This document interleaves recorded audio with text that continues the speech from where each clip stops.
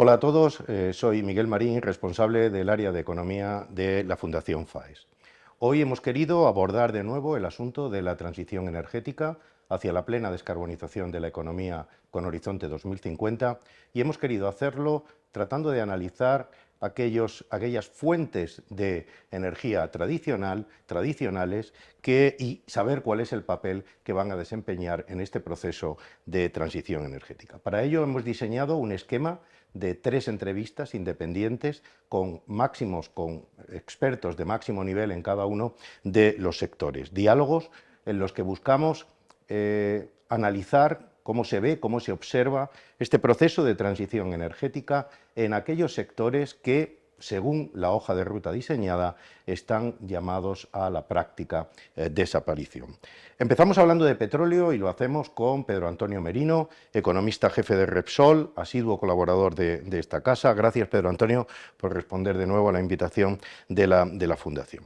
Pedro Antonio, el petróleo es el malo de la película, o el gran malo de la película, junto con el carbón, es, digamos, la fuente de energía más denostada desde el punto de vista de su impacto en el medio ambiente. Pero también es cierto que el petróleo está muy arraigado y muy presente en nuestras vidas, no solo en su uso más habitual, que es el del transporte, pero también como parte de infinidad de procesos productivos en los que el petróleo se utiliza como insumo. ¿Cuántos años necesita el mundo para desengancharse de esta dependencia del petróleo? O, dicho de otra forma, ¿es razonable pensar que con Horizonte 2050 la Unión Europea, Europa, puede vivir en un contexto socioeconómico sin petróleo? Bueno, lo primero, gracias por la invitación. Lo segundo, el objetivo es net cero. ¿Esto qué quiere decir? El objetivo en 2050 quiere decir que se podrá compensar, podrás producir o generar, digamos, determinados combustibles fósiles y podrás compensar esto o bien capturar el carbono.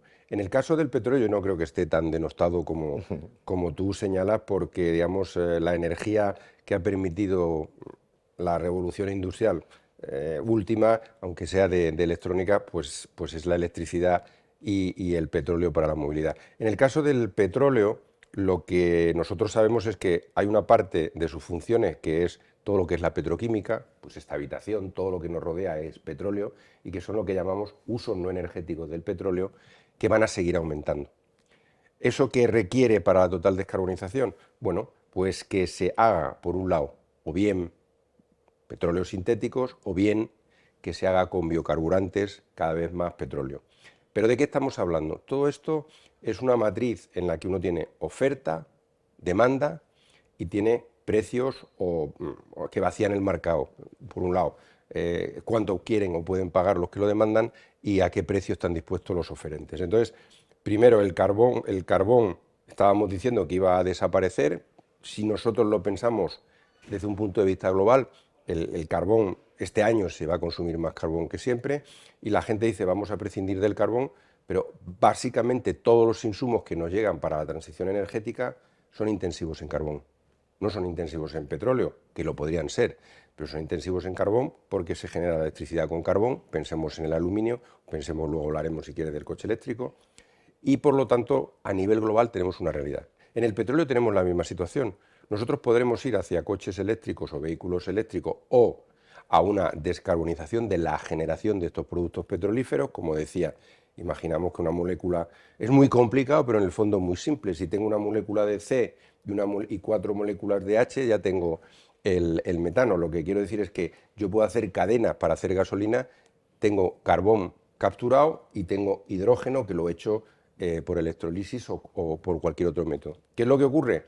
Que esas dos fuentes son muchísimo más caras, como 10, 15 o 20 veces más caras que actualmente el petróleo. Entonces, habrá países que no se lo puedan pagar y, sobre todo, a efectos globales, eso supone un coste brutal para la economía y para el desarrollo económico. Por lo tanto, iremos en ese camino. La movilidad, que es la principal fuente mejor dicho, el principal destino al que va el petróleo, podrá ir disminuyendo su cantidad de combustibles fósiles, pero mucho más lentamente. ¿Qué es lo que ocurre? Que nosotros podemos imponer límites por el lado de la demanda. Pero si no somos capaces de ponerlo, lógicamente la descarbonización al 2050, en el caso del petróleo y probablemente en más combustibles fósiles, tendrá que ser net zero, es decir, tendremos que retirar carbón de lo que emitamos, tendremos que reforestar para generar o también para fijar el carbón y probablemente otras tecnologías que ahora mismo no estemos considerando. Pero si me dices que para el 2050 no va a haber petróleo, pues te digo que es prácticamente imposible, porque no solamente hablamos del transporte o de la movilidad, digamos, en automóvil o de la movilidad incluso en tren, no, en tren, estamos hablando de la movilidad en aviones, donde es un proceso mucho más difícil y más largo. O sea, podríamos decir que con el estado del desarrollo tecnológico actual, pensar en una sociedad, como digo, una economía europea sin presencia de petróleo en 2050 no es un escenario previsible, ni siquiera plausible. Bueno, yo quiero decir que primero el net cero es un objetivo, pero que pone net cero y que vemos cómo se va en sucesivas fases. De aquí a 2050 pues puede haber algún cambio, pero lo que está claro es que, por un lado, la velocidad a la que se está yendo en Europa puede ser importante, pero si nosotros miramos el mundo y el consumo de petróleo ya hemos recuperado los niveles de 2019. Entonces yo recuerdo que en 2005 se decía que no se iba a llegar a 100 millones de barriles día y hemos pasado a 100 millones de barriles día de consumo petrolífero. Ahora bien, una parte de esos consumos petrolíferos son biocombustibles, como de esos 100 millones, pues unos 2 millones. ¿Qué ocurre? Que tampoco puedo ir muy deprisa con los biocombustibles, porque los biocombustibles me están suponiendo una subida de precios, si utilizo mucho, de los cereales, con lo cual todo esto es un proceso en el que tendremos que ir, como te decía, viendo los costes de oferta, los costes de demanda y al mismo tiempo las tecnologías que nos permiten llegar a ese net cero en 2050. Ahora, si me dice a nivel mundial, yo creo que la decisión de net cero a nivel mundial no existe. Existe unos escenarios que no son escenarios. Sería, si queremos llegar aquí, tendremos que hacer esto, esto y esto. Pero no es un escenario, digamos que los escenarios son aquello que ya se ha anunciado, aquello que se ha decidido y qué puede pasar.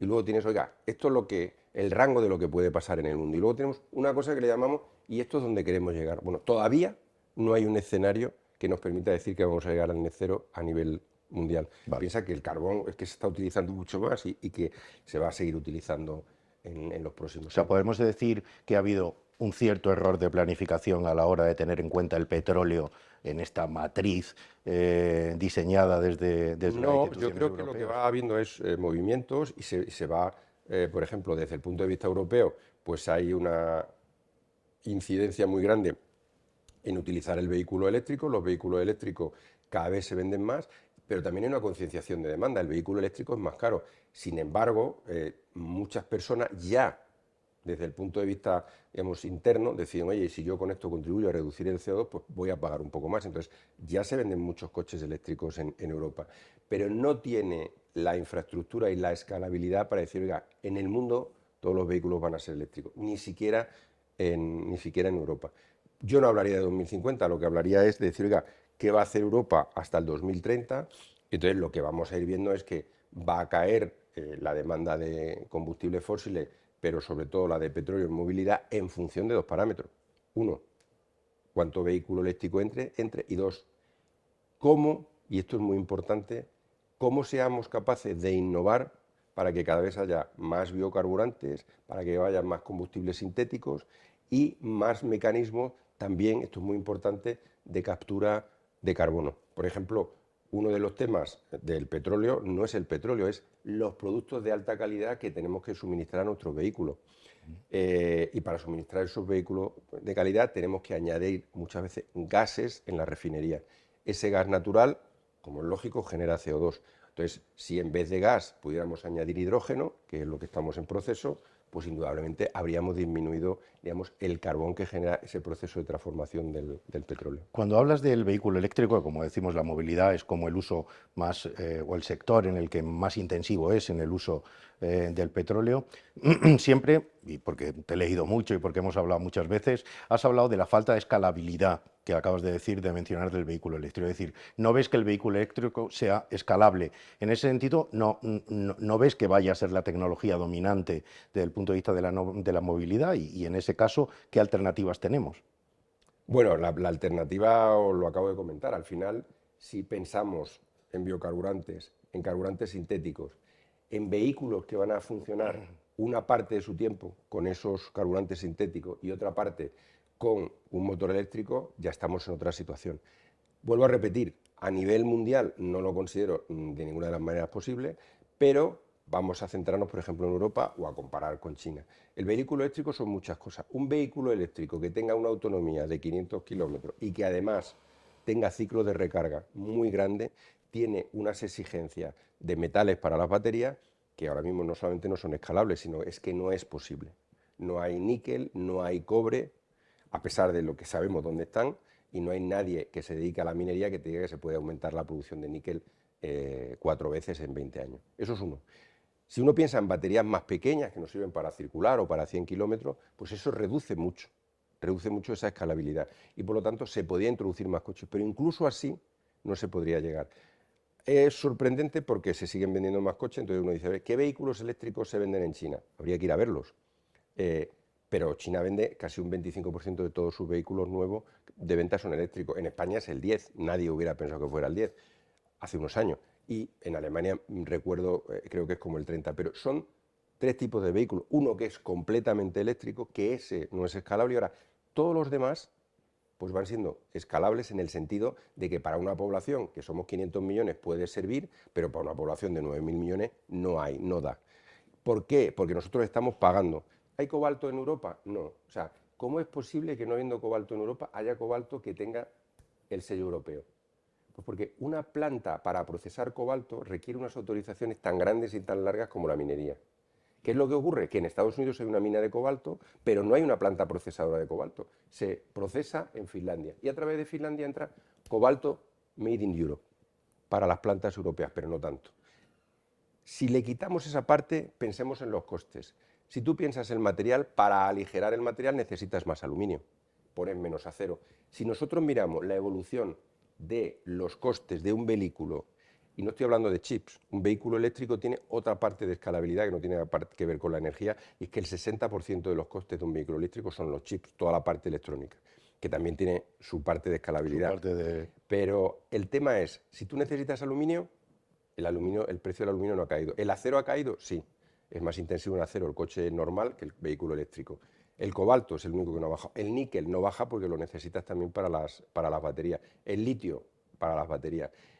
Y la única cosa que ha permitido en estos momentos que no se hayan disparado los precios es que en China hay una crisis de crecimiento, una crisis de COVID y una crisis de crecimiento. ¿Por qué digo esto? Bueno, porque pensar que es que China es el 20% de la economía mundial y en el mercado de vehículos eléctricos, que no son completamente eléctricos, pues es prácticamente el 40%. Entonces, si tú tienes una crisis, se venden menos automóviles, tienen menos demanda de esos metales, tienen menos demanda, pues estamos... Si China escalase otra vez a los niveles donde estaba, pues indudablemente las commodities se irían para arriba, el acero, el aluminio y el cobre. Todo eso en lo que estamos hablando del vehículo eléctrico. Tenemos luego que ver la parte que supongo que veréis luego de gas y de electricidad, si queremos tener toda la infraestructura, es decir, si la infraestructura requiere carga en las ciudades y además en muchísimos puntos, pues eso requiere muchísimo más cobre, no para el coche eléctrico en sí, sino para el cableado. Por lo tanto, yo creo que va a ser una solución mixta, vamos a avanzar y tenemos que tener presente una cosa que yo siempre lo digo y me lo habrás escuchado, si yo lo que estoy haciendo es luchar contra el CO2, el motor de diésel es muchísimo más eficiente que el de gasolina. ¿Por qué? Bueno, pues porque un motor de diésel recorre un 20% más de kilómetros y por lo tanto genera un 20% menos de CO2. Sin embargo, el diésel está, digamos, estigmatizado.